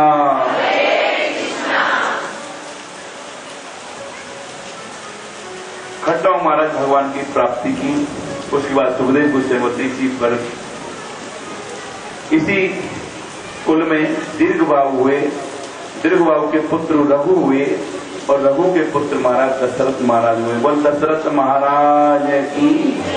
ये दशरथ महाराज भगवान राम के पिताजी, ये भी परम भागवत हैं। महाराज इतने ऊंचे भक्त हैं, इनके घर में भगवान श्री राम ने जन्म लिया। कौन सी तिथि में? भगवान राम कौन सी तिथि में आए? नवमी को। नवमी में आए। आप लोग व्रत करते हो नवमी का? 8 दिन करते हो, 9वें दिन तो खूब पूरी हलवा खाते हो हैं? हाँ, 8 माता के रात्रि किए और नवमी को खूब हलवा पूरी खाया और 10वीं को सो गए। बोल हरे कृष्णा। कि नवमी को भी व्रत करते हैं। कुछ लोग नवमी को करते हैं, कुछ लोग बोले 9 ही करेंगे हम पूरे नवरात्रे। कुछ बोलते हैं ना जी समर्थ नहीं है, 8 दिन कर लेना, होते रहे, 9वें दिन खा लो। पर गड़बड़ हो जाएगी, याद रखना, जो 8 करते हैं वो गड़बड़ करते हैं। बोले 8 दिन आप भूखे रहते थे, 1 दिन और रह लो तो क्या फर्क है? उसमें ज्यादा बेनिफिट है, क्योंकि नवमी को भगवान राम जन्म लिए और शास्त्र नीति बोलती है, भगवान खुद बोलते हैं, भगवान के जन्म तिथि समय, कन्यादान के समय और एकादशी के समय और ग्रहण के समय, कभी ग्रहण पड़ता है ना, उस टाइम भी याद रखना पेट में अन्न नहीं होना चाहिए। आप लोग कन्यादान किया है कि नहीं? किसी किसी ने किया है? खा के किया है कि व्रत करके? चाय पी के? चाय तो पी लेते हैं, पर कोशिश करना चाहिए चाय भी नहीं पीनी चाहिए। हमारे ब्रज भूमि में तो निर्जल किया जाता है, शुद्ध मोह। बोले महाराज चाय नहीं पी तो सिर फट जाना, सिर खड़ो ही नहीं होना, रहा किया खड़े होना। बोला हरे कृष्णा। हाँ, चाय तो अमृत है, वो कोई छूटे? वो तो महाराज जब ही छूटेगी। हाँ, पर कोशिश करना चाहिए ग्रहण के समय, कन्यादान के समय, और क्या बोला मैंने? मैं भूल जाता हूं कभी कभी। एकादशी और नवमी नहीं, मतलब भगवान की जन्म तिथि, चाहे वो नवमी है, चाहे वो अष्टमी है, चाहे वो नरसिंह चतुर्थी है, चाहे वो भगवान चैतन्य महाप्रभु का पूर्णमासी को हुए, या रक्षाबंधन है, ये 5-7 व्रत एक्स्ट्रा होते हैं एकादशी से। हरे कृष्ण।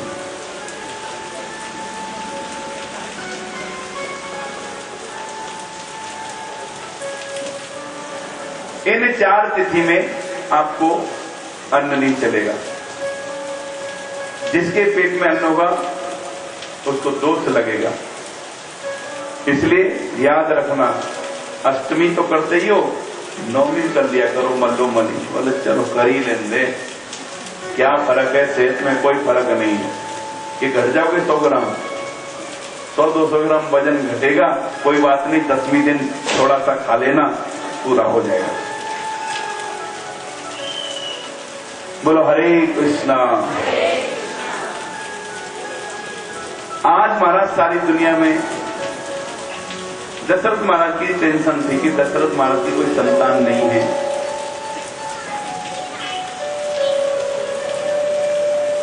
संतान के लिए बहुत सारी चेष्टाएं की, पर संतान प्राप्त नहीं हुई। लास्ट में गुरुदेव के पास गए,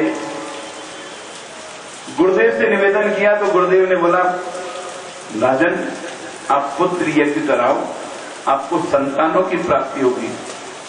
गुरुदेव का वाक्य सुन के दशरथ महाराज बड़े खुश हुए। क्या एक संतान नहीं थी, यहाँ बोलते संतानों की प्राप्ति होगी, बहुवचन बोला गुरुदेव ने। महाराज उन्होंने पुत्र यज्ञ कराया और पुत्र यज्ञ जैसी संपन्न हुआ। सज्जनों, अग्निदेव खुद चरु लेके आया, आकर दशरथ महाराज को दिया। देने के पश्चात बोला, राजन इसको सेवन करो, आपको जरूर संतानों की प्राप्ति होगी। अग्निदेव तो अदृश्य हो जाते हैं। उसके बाद सुखदेव गोस्वामी बोलते हैं, परीक्षित समय अनुसार आज भगवान राघवेंद्र सरकार दशरथ महाराज के महाराज तीनों रानियों को वो चरु दे दिया गया। तीनों रानियां गर्भवती हुई, गर्भ लक्षण दिखाई देने लगे। समय अनुसार देखते देखते वो तिथि आ गई। कौन सी तिथि? नौमी तिथि मधु मास पुनीता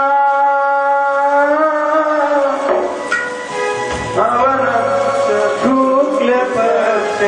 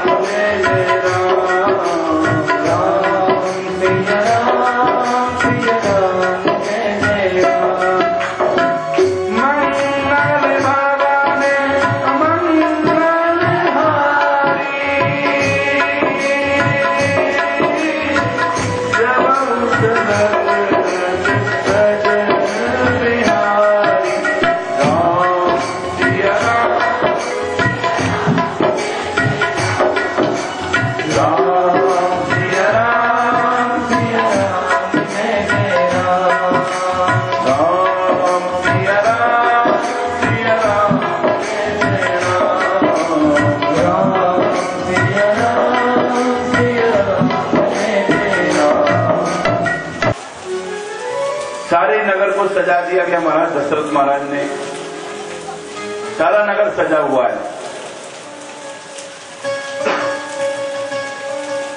सब लोग वो घड़ी को देख रहे थे।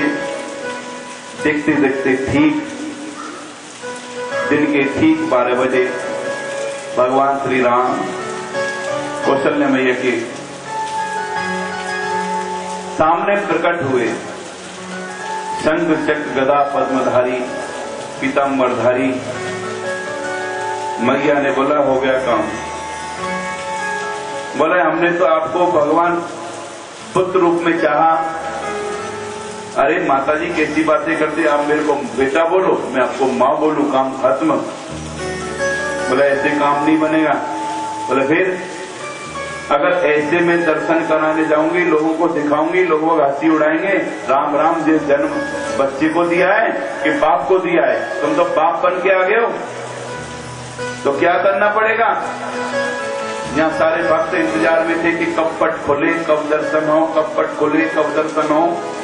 सब लोग जय जय महाराज जय जयकार कर रहे थे। इतने में तो महाराज कौशल्या मैया बोलती है, ऐसे दर्शन नहीं कराऊंगी। तो माँ क्या करना पड़ेगा। बोले, पहले तो 2 हाथ वाले बन जाओ, भले मांस की तरह। हाँ, बोलो हरे कृष्णा। भगवान आते, कोई बात नहीं, 2 हाथ वाले बन जाते, हमारा क्या जाता है, मारी चुटकी, 2 हाथ, शंख चक्र गदा पद्म सब अंतर ध्यान। अब तो महाराज बोले, अब तो दर्शन करा दो। सब लोग बैठे लाइन लगा के। बोला, अभी भी नहीं कराऊंगा। बोला, अब क्या रह गया। बोले, थोड़े छोटे हो जाओ, बड़े लंबे तड़ंगे हो, क्योंकि महाराज 14 हाथ के लंबे हैं, कम थोड़ी है। बोला, ठीक है मातेश्वरी, आप जो मर्जी बोलो, हम ऐसे ही हो जाते हैं। देखते देखते महाराज भगवान छोटे से बन गए। जैसी बन गई तो भगवान ने बोला, अब तो दर्शन करा दो माता जी। बोला, अब भी नहीं कराऊंगी। बोला, अब क्या कसर रह गई है। बोला, जो कपड़े पहन के रखे इनको। बोला, हैं। बोला, हाँ, क्योंकि जन्म लेता है कपड़े पहन के थोड़ी होता है। पर महाराज पहले तो बिना कपड़े पैदा होता था, आजकल तो कपड़े पहले ही आ जाते हैं। हवा नहीं लगने देते बच्चे को, बस ढक दो हवा लग जाएगी। अरे हवा और धूप से तो ताकत मिलती है शरीर को, है। जितना शरीर को हवा धूप पानी लगेगा उतना पुष्ट होगा। आप जितना केयर करोगे बच्चा उतना ही बीमार होता जाएगा। कभी देखना जो मजदूर लोग होते हैं उनके बच्चे गिट्टियों में पैदा हो जाते हैं। जुकाम भी नहीं होता है उनको, क्योंकि ढलान उस तरह से होता है शरीर का।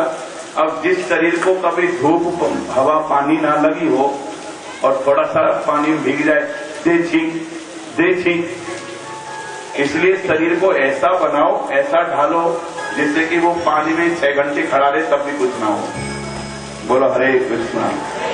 पर आजकल तो पैदा होता है बच्चा, बाद में 36 जोड़ी कपड़े, माताएं तो 6 महीना पहले शुरू हो जाती है, बड़े ठंडी में कपड़े क्या पहनेगा। हाँ, बोलो हरे कृष्णा। महाराज भगवान को जैसी बोला कि कपड़े खोलने पौड़े, बोले खोलने ही पौड़े होना। बोले ठीक है मातेश्वरी, आप बोले तो कपड़े भी अंतर ध्यान कर दिए। उसके बोले अब तो दर्शन करा दो। बोले अब भी दर्शन नहीं कराएंगे। बोले क्यों? बोले अब रोना पौना। बोले रोना भी पौना? बोले महाराज जो इस संसार में आया उसने रोना ही पौना। बोले माता जी ये खरी गल नहीं है, रोना बात ठीक नहीं है। अगर तुम बोल रही हो तुम्हारी खुशी के लिए हम ये भी तैयार होते हैं, ठीक है। रोना शुरू कर दिया और महाराज जैसी रोना शुरू किया, इतने बोल रहे खोपड़ी है हम शुक्र है उधर ही गिरा, मेरी पे नहीं गिरा, नहीं तो कथा करना मुश्किल हो जाना। मानेंगे नहीं तो। बोलो हरे कृष्णा। अब गुब्बारे लगाने आए, जब एक का तो जन्म हो गया है, जब से सो रहे थे सब। इस बार सेवक भी ढीले और बिना सेवक भी ढीले। हाँ देखो अब क्या बोलना। गुब्बारे पहले लगने चाहिए कि बाद में? 2 घंटे के बाद लगा देना, रहने दो हम में। चलो अब सब हमको थोड़ी देख रहे गुब्बारों को और गुब्बारे वालों को देख रहे।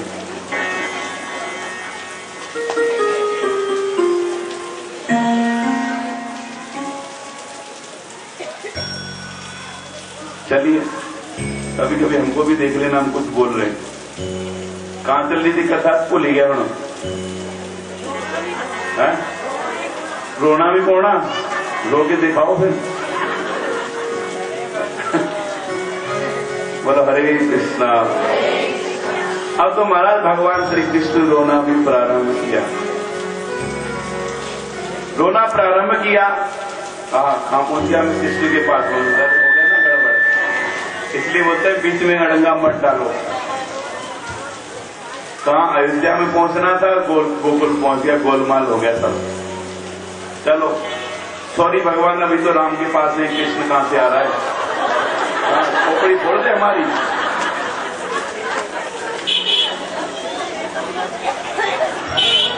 आज दिन ठीक नहीं लग रहा है हमारा, कुछ लक्षण खराब लग रहे हैं।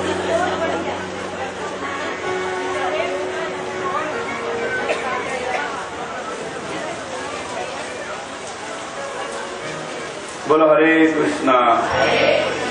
अब भगवान को बोला रोना पड़ेगा। बोले तुमको पहले रुला देते। आज भगवान श्री राम रोना प्रारंभ किया। एक सेवक दौड़ गई, महाराज दशरथ महाराज को बधाई देने लगी। महाराज बधाई हो। महाराज बोला बधाई हो, क्या बात है? बोले कौशल्या मैया के गर्भ में एक बच्चा का जन्म हुआ है। महाराज राजा के पास जो था वो समर्पण किया। इतने में महाराज दूसरी रानी के महल से आवाज आई, महाराज बधाई हो। बोले क्या समाचार है? बोले शुभ समाचार है कि कई मैया के गर्भ महाराज महल में राजकुमार ने जन्म लिया है। इतने में तो महाराज सुमित्रा रानी के घर महाराज महल से आवाज आई। एक दौड़ती हुई सेविका आई, राजा को बोल रही महाराज बधाई हो।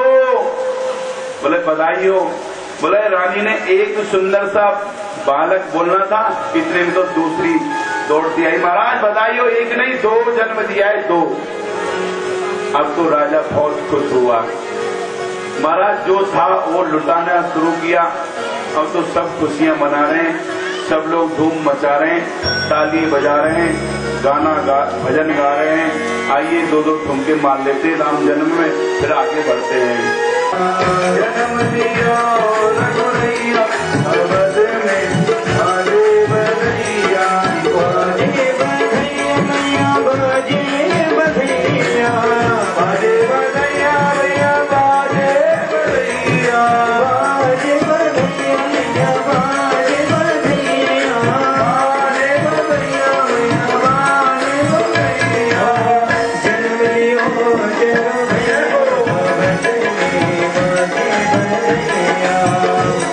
लियो जन्म